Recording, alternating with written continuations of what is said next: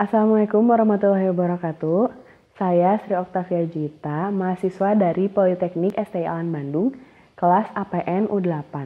Akan menjelaskan pemaparan saya yaitu mengenai reformasi birokrasi sebagai salah satu tugas dari mata kuliah Teknik dan Praktek Desain Organisasi.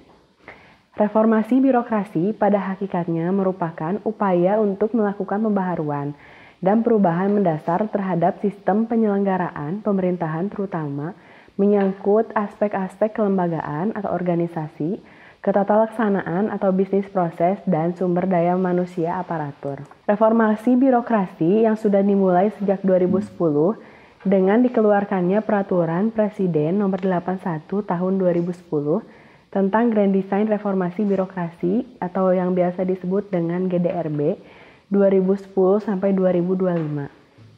Grand Design Reformasi Birokrasi 2010 sampai dengan 2025 ini lalu dibuatkan roadmap reformasi birokrasi 2010-2014 yang merupakan fase ke-1 dan roadmap reformasi birokrasi 2015-2019 fase kedua.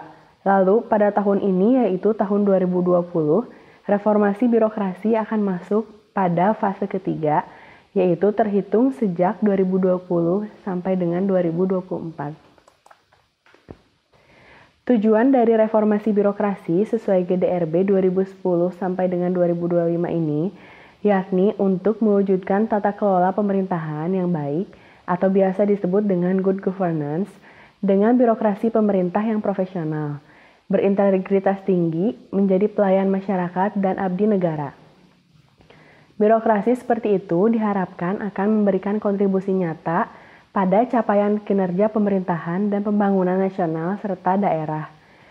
Tujuan reformasi birokrasi tersebut ialah dalam rangka mengejar visi reformasi birokrasi, yaitu terwujudnya pemerintahan yang kelas dunia. Dalam rangka menjalankan program reformasi birokrasi, pada kedua fase yang sudah berjalan ditetapkanlah 8 area perubahan, yaitu mentalitas ASN, pengawasan, akuntabilitas, kelembagaan, tata laksana, peraturan perundangan, dan pelayanan publik. Evaluasi terhadap capaian reformasi birokrasi fase pertama dan fase kedua pada ke-8 area perubahan menunjukkan hasil yang cukup beragam. Ada beberapa hambatan dan tantangan yang dihadapi reformasi birokrasi di Indonesia pada saat ini.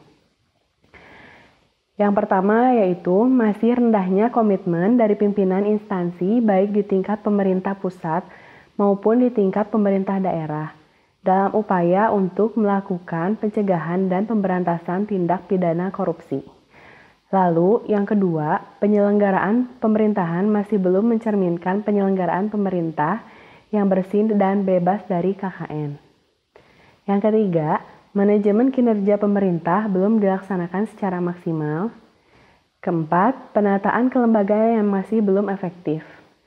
5. Penerapan tata kelola pemerintahan yang belum sepenuhnya diterapkan.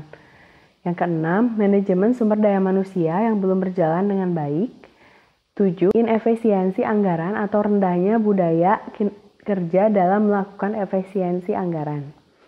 Lalu yang terakhir yaitu ke-8, manajemen pelayanan publik yang kurang maksimal dan masih banyak praktek pungutan liar. Presiden Joko Widodo berkemauan kuat dan sangat kuat untuk memangkas birokrasi yang dikemas sebagai reformasi birokrasi. Birokrasi yang dikehendakinya ialah melayani bukan untuk dilayani.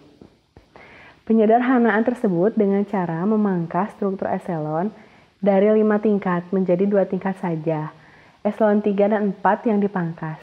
Jika eselon 3 dan 4 dipangkas, jabatan yang hilang di kementerian antara lain kepala bagian, kepala bidang atau biasa disebut eselon 3, dan kepala sebagian dan kepala seksi biasa disebut dengan eselon 4. Target penghapusan eselon 3 dan 4 pada tahun depan rencananya. Penghapusan eselon 3 dan 4 diharapkan memperpendek rentang kendali, meja-meja birokrasi, perizinan diharapkan semakin sedikit. Waktu yang dibutuhkan kian pendek. Dengan demikian, terciptanya efektivitas dan efisiensi dalam pengambilan keputusan. Pemangkasan birokrasi mestinya dilakukan dalam koridor meningkatkan fungsi ASN sebagai pelaksana kebijakan publik, pelayan publik, serta perekat dan pemersatu bangsa. Fungsi ASN itu hanya bisa dijalankan birokrasi ramping yang bergerak cepat, bukan birokrasi gemuk yang cukup lamban. Salah satu contoh pemangkasan eselon yaitu contohnya di pemerintah Kota Bandung. Pemerintah Kota Bandung mulai mensosialisasikan terkait rencana penyederhanaan birokrasi dengan memangkas eselon 3 dan 4 menjadi pejabat fungsional. Meskipun ada pemangkasan, namun tetap dipastikan pejabat eselon 3 dan 4 yang dirubah menjadi pejabat fungsional tetap mendapatkan haknya. Sosialisasi dimaksud tersebut yaitu dengan berkeliling ke setiap organisasi perangkat daerah atau yang biasa disebut dengan OPD untuk menjelaskan maksud dari penyederhanaan eselon tersebut agar tidak ada yang simpang siur. Mendapatkan informasi dan itu adalah sebuah keniscayaan berlaku semua dari struktural nanti bergeser ke fungsional. Namun, pemerintah Kota Bandung memberikan ruang untuk setiap OPD agar melaksanakan kajian yang mandiri untuk dimengerti bahwa perubahan tersebut di lingkungan pemerintahan bukanlah hal yang tabu. Terlebih penyederhanaan ini guna meningkatkan pelayanan publik itu. Mungkin cukup sekian pemaparan dari saya. Mohon maaf apabila banyak kesalahan. Terima kasih atas perhatiannya. Wassalamualaikum warahmatullahi wabarakatuh.